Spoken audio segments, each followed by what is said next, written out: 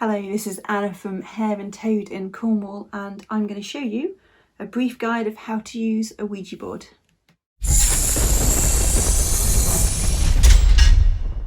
Okay, the first thing that you're going to need is a board. If you don't have a board, obviously we sell them, but if you don't have one, I'll do another video showing you how you can make your own one. But make sure that your board is on a stable surface, it's not going to rattle around. And make sure also give it a nice little wipe over to make sure it's nice and clean and smooth.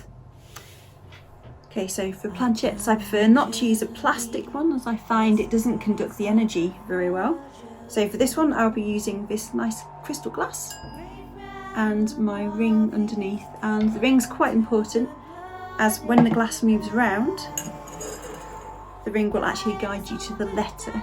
Instead of it being in between two letters, the ring's good for pinpointing it. Always use a ring that you've been wearing as well, or one that has sentimental value, or that somebody else around the board has been wearing. So this is a good place now to talk about protection. So when you're using a board, it's good to protect yourself because there's going to be a lot of energies around and you are technically working as a battery for the spirits to move through you.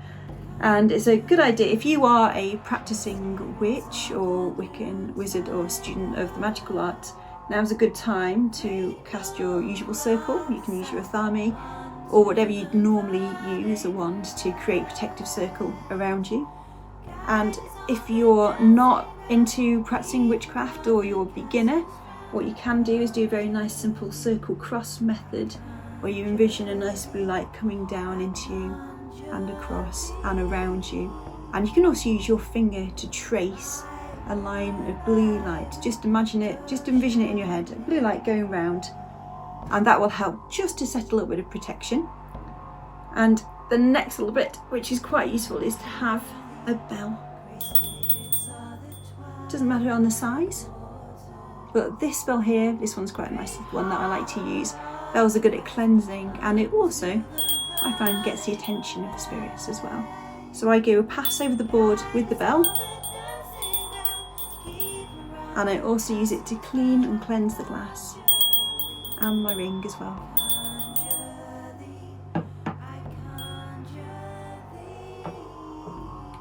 The next little nicety that you can observe as well is to light some incense.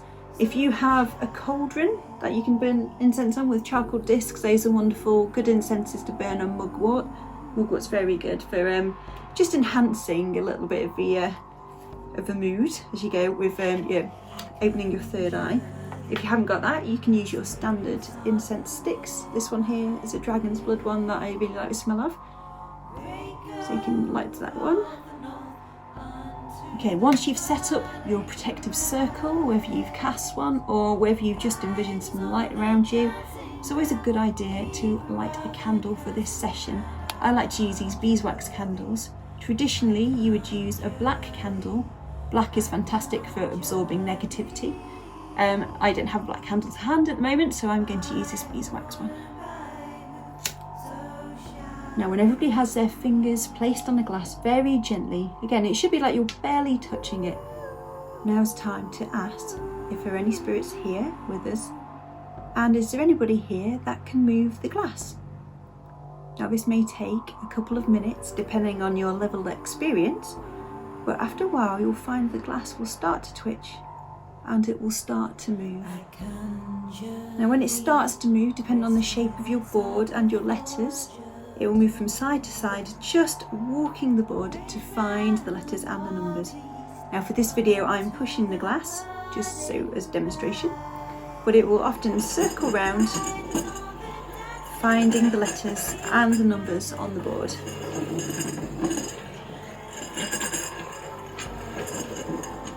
Once your glass has started to move, you can then start asking some questions.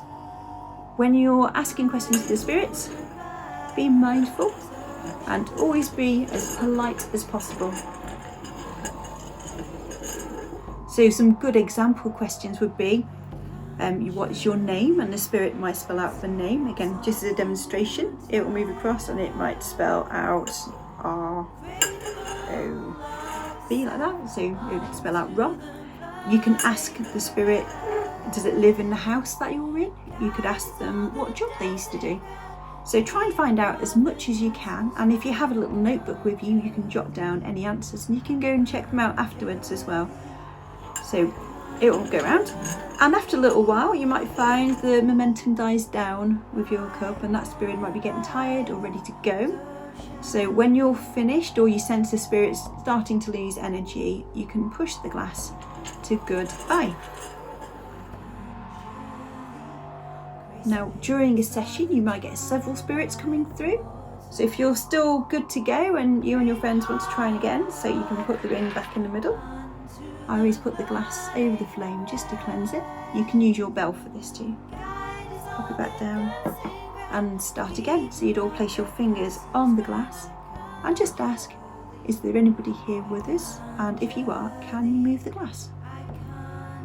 When you've finished and it's time to put the board away, it's very important to one, say thank you to the spirits. So you thank them for joining us and tell them now that we're going to move it to goodbye and you're going to let them go. So you'll push the glass, if it's not moving there already, to goodbye, and this closes down the board and lets everybody in the room know, including the spirits, that you're finished for this session. After you've done that, it's a good idea to cleanse your glass. You can use it over the flame, like that, or you can also use your little bell over the top. And I would do the same with the ring that you've been using as well. So this one I would just hold it briefly over the flame. Okay, it's just to cleanse off any energies that we've got residing, and you can use your little bell. Now we do everything basically in the reverse order as you did before. With your candle you can leave it burning if you like, but if you've cast a circle, it'll be now the time to take it down, so you do that in your usual way. If you're new to forming circles, and again that's something I can do another video on if people would like, but then if you've drawn an energy line, just do the same thing in reverse. Just imagine the energy line coming back round. And again, this is just to take back the energy. Now it's very important to look after your board properly, so just make sure there's no debris on top of it. You can give it a little dust over with your hand, make sure there's no wax on it or anything either.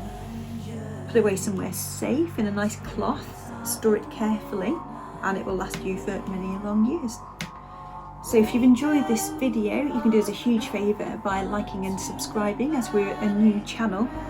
If you have also any of your own stories or further questions, again this has been a very brief video, but if there's anything else you'd like to know, then please put that down below and I will get around to perhaps creating some other videos, especially maybe how to make your own board, or further questions and well, anything else you'd like to know. So thank you for joining us, and I hope to see you again soon.